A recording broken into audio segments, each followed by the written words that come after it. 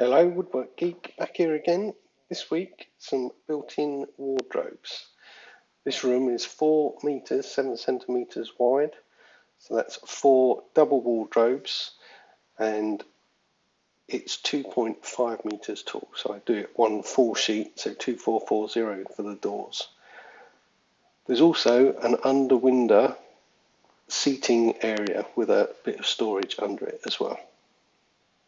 I start off by taking all the dimensions, and after I've got the dimensions, I then create a cutting list so that I know exactly how many pieces to cut at what size. I used an optimization program, OptiCutter, to then get the best usage of each of the MDF sheets. All in all, there was about 20 sheets of MDF in this project, so it's quite a lot of material, and my table saw isn't suited for cutting down big sheets of 8x4. So as you can see here, I use the festool track saw to cut each of the pieces to dimension and then place them to one side.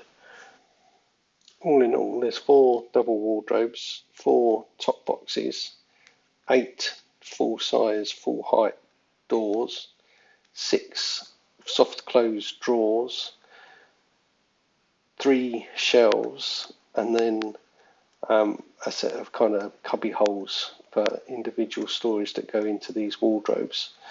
And then the underseat cabinet's got 3 magnet doors, 2 fixed doors, and then a seat which the customer's going to put a big cushion on top to make it nice and comfortable to sit on.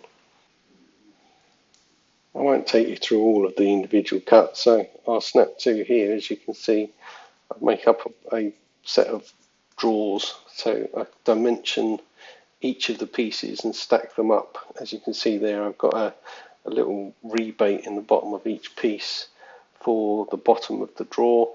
I have 4 sides of front, and then I use a false front on the front, the actual drawer, so I can get it all level in situ. They're really simple kind of drawer constructions. It's literally just screwed and glued together with a sheet of 6mm MDF underneath, 12mm for the front and the back of the drawer, and each of the sides is 18mm, so I can get a good fixing with the soft close runners that I use for this project. Each drawer is built the same. So you can see there, I'm just flipping the bottom. There's one of the 18mm sides. You can just see I'm just making sure everything's square and in position, so I've got everything that I need.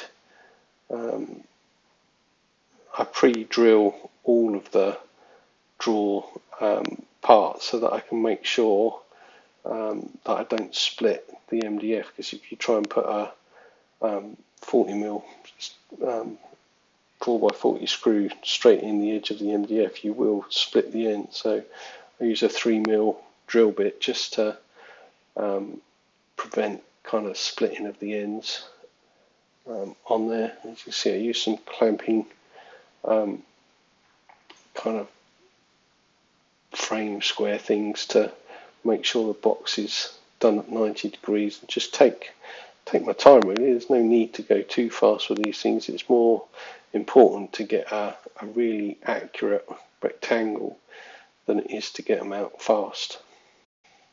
As you can see, the garage is pretty much maxed out building something this kind of size. I'm not blessed with a big kind of workshop, so 4 double wardrobes for me is an absolute stretch of the workshop space that I've got, and I've got bits of MDF everywhere, and you can see the rail guide there in the background, but we make it work. We got through it, got it all done in the end. Here you can see just screwing that in, getting it all nice and square. I do the other side, the front and the back, a little bit of glue just to hold it in place, and I suspect the glue will hold it better than the screws will. The screws are just to hold it in place while I'm waiting for the glue to go off, really, more than anything else. But they came out well. There's no flex in the bottom of the drawer. As you can see there, it just slides on two sides. It's not held on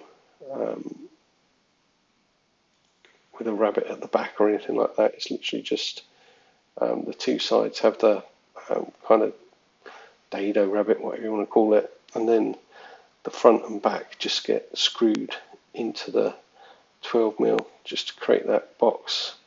And it was really sturdy. It worked really, really well in the end. Just to help fingers, because the top edge of these drawers is likely to be where your fingers kind of go in and out. I do use a router with a round over bit just to soften the edge of all these drawers, just to make it feel a little bit plusher than just a bit of straight cut MDF. I apologise here for switch of camera. I wasn't sure at the beginning of this project whether I was going to do a video or not. As you can see, here's another load of MDF came in. I've got it all delivered in 2 batches because I haven't got space in the garage for everything all at once, and I was just kind of showing how busy the workshop is with all this stuff in it. It was about this time that I decided that I needed to build one of the wardrobes just so that I could see how everything was going to work in practice, and also get the right dimensions for the drawers. So as you saw in that picture just back there, I ended up using the drawer in the wardrobe to then make sure that I got the spaces for each side accurate and cut to shape. And it's really important when you do that to make sure that you give enough space for those runners to slide backwards and forwards. Here you can see me cutting up a load of stock for the shaker style fronts on all the doors. So I cut 10mm sides and then sand the front edge that's going to, in the centre of the door. There's the pile of kind of pre-cut bits ready for fitting. I didn't do any of the finishing on these wardrobes. The customer painted them all themselves. I have to say that the paint finish that they managed to achieve was something else. I went and saw them in the shop when they were doing it, and they actually polished the edge of the MDF to about 1000 grit to then take the paint. Very, very, very good quality finish. Here you can see the frame that I built for the kind of storage unit underneath the window. I have to say this was a lot more challenging than I thought it was going to be. Getting the angles correct for all this took quite some time, and it turned out that the cutting angles you really need are 6 degrees or 15 degrees. So if you ever need one, they're the ways where I would start. Here you can see the plinth. I use packers underneath the plinth to get an absolutely dead flat surface before I build the wardrobes, and then the wardrobes are just built, glued and screwed all round, much like the drawers. And once I've got one in place, I then build the next one, put that in place, so on and so forth. And you can see there on the floor I'm just building each of them in situ because it's too tight to get up the stairs.